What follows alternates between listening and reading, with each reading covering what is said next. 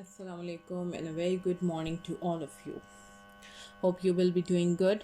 Now we are going to start our microorganism topic which is on 21 page. हमने half cover कर लिया था, अब हम टाइप से स्टार्ट करेंगे. नंबर 1 टाइप है bacteria. Those little organisms having fun on your hand, जो मैंने आपको पिछले में टॉपिक में कहा था कि अपने हाथ पे देखें, वहाँ पे आपके पास क्या मौजूद है, बैक्टीरिया मौजूद होता है. बैक्टीरिया आर फाउंड एवरीवेयर, ये कहीं भी मिल सकता है. बिलियंस एंड बिलियंस बैक्टीरिया मौजूद है हमारे पास. ठीक है, बैक्टीरिया जो है वो किसी भी शेप में हो सकता है. रॉड स्प्रे के लिए इनकी पिक्चर्स गिवन है. ठीक है, good bacteria are present in stomach which help us to digest our food. ठीक है, वो हार्मफुल माइक्रो ऑर्गेनिजम्स जो हैं उससे फाइट करते हैं. और बैक्टीरिया जो है वो सॉइल में भी पाया जाता है, breaking down dead leaves and other materials, ताकि उसको सॉल्व कर सके. ठीक है, some bacteria in making food के अंदर भी है, yoghurt, cheese, pickles and soya sauce वगैरह में भी होता है. और harmful bacteria can cause food go bad and make you sick. ठीक है, जो अच्छा बैक्टीरिया नहीं है वो हमें ख़राब भी कर देता है. Now viruses are always harmful. ठीक है, वायरस जो है वो कभी हेल्पफुल हमारे लिए नहीं रहता. They are parasitic. ठीक है, वो पैरासिटिक होते हैं. ठीक है, ये तो इनसाइड सेल के रहते हैं. ठीक है, on the living organism.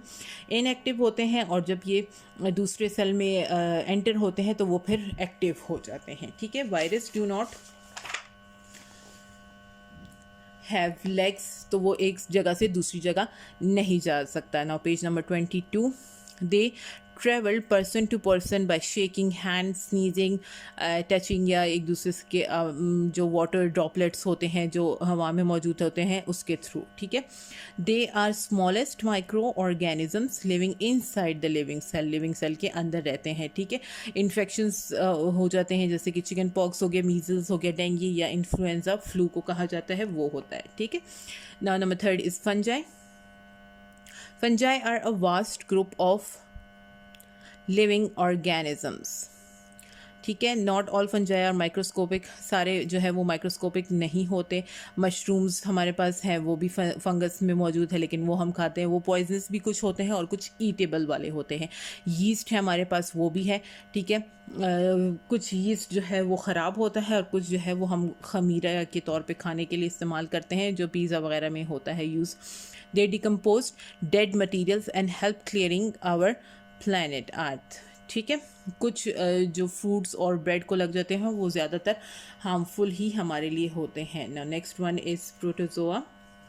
Protozoa are unicellular organisms which can be harmful and useful depending on the kind. उसके kind पे depend करता है. They are found all over the world, कहीं पे भी ये मिल जाते हैं. Moist soil में ये पाए जाते हैं. ठीक है, living on their own, अपने ही उसमें रहते हैं, या फिर large groups में ये लोग रहते हैं, ऑर्गेनिजम्स रहते हैं. ठीक है, harmful protozoa can cause malaria या स्लीपिंग सिकनेस ही क्रिएट कर सकता है. ठीक है, यूज़फुल जो है वो ट्रीटमेंट इन सेवेज में इस्तेमाल होता है. सेवेज यानी वो जो आपका वेस्ट मटेरियल जो पानी इसके साथ जाता है उस सब के बारे में बात कर रहे हैं. Paramecium, amoeba and euglena are the well known of examples of the protozoa. ये तीनों की पिक्चर्स आपके लिए गिवन है. Now algae.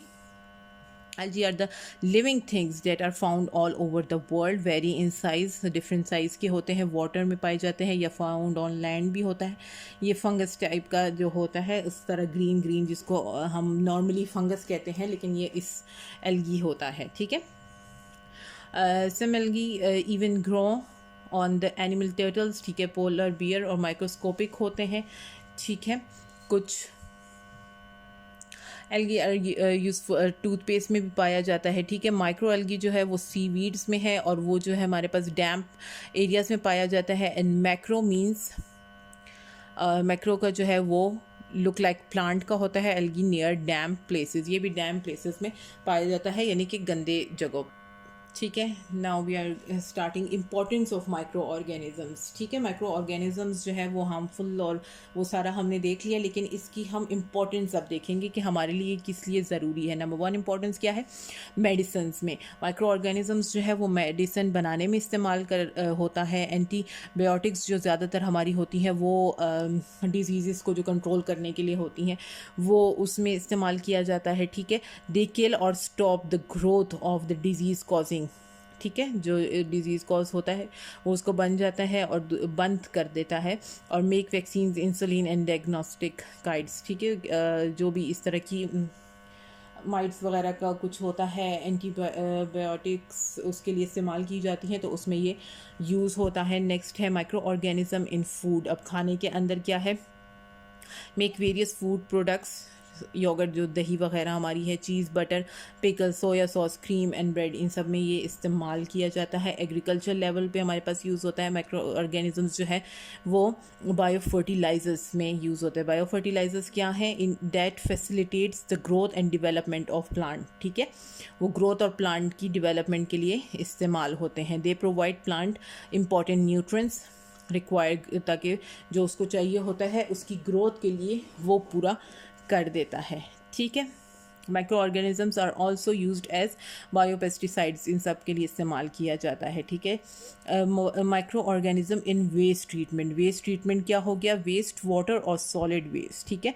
Decompose toxic materials present in the waste into the simple nutrients and making them waste harmless, ठीक है, ताकि वो कोई नुकसान हमें ना पहुंचाए और वो फिर वेस्ट हो जाए। Next page number 24, micro organism in industry. Industry में क्या है, यूज़फुल केमिकल्स बनाने के इस्तेमाल आता है। सबसे पहले जो है एथनॉल के बारे में बता रहे हैं, used making detergents, lubricants, synthetic fibres and pesticides, इन सब के लिए इस्तेमाल किया जाता है, ठीक है।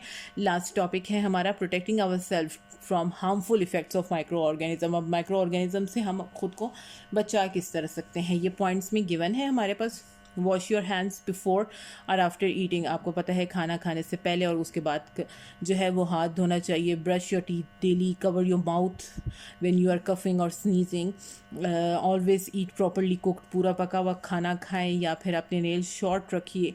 कवर द फूड प्रॉपरली, जो है फूड को प्रॉपरली कवर करके रखें। अगर फ्रूट जो है वो बाहर पड़ा हुआ है तो वो ना ही खाए क्योंकि वो अनहाइजेनिक हो जाता है।